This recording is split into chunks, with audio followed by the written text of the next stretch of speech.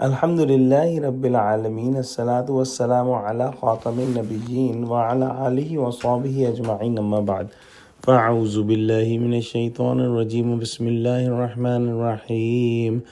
قال اللہ تعالی فی سورۃ رعد: لهم عذاب فی الحیاة الدنیا ولعذاب الآخرة اشق وما لهم من اللہ من واق۔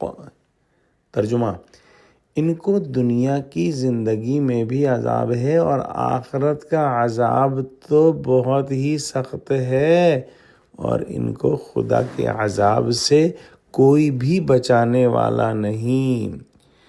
پچھلی آیت کے اندر ہم نے پڑھا کہ جو کفار ہیں وہ اللہ سبحانہ و تعالیٰ کے ساتھ اوروں کو شریک کرتے ہیں، اور ان کا یہ شرک بغیر کسی سند اور بغیر کسی ثبوت کے محض ظاہری باطل اور جھوٹی بات ہے۔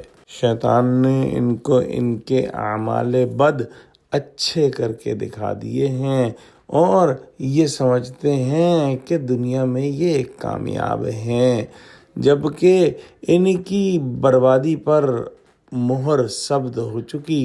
ان بدبختوں کو دنیا میں بھی عذاب ہے اور آخرت میں بھی عذاب ہے۔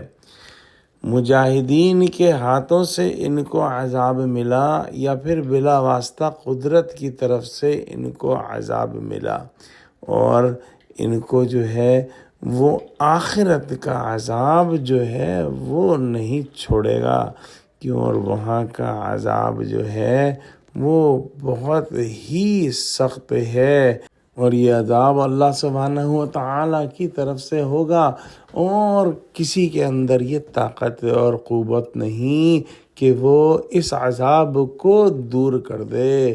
دعا کرتے ہیں کہ اللہ سبحانہ و تعالیٰ ہم کو قرآن کا فہم عطا فرما، ہم کو سچوں سے جوڑے، ہم کو صراط مستقیم پر قائم فرما دے، اللہ مسلمانوں کو متحد کر دے، آمین۔ وآخر دعوانا الحمد للہ رب العالمین، والسلام علیکم ورحمۃ اللہ وبرکاتہ۔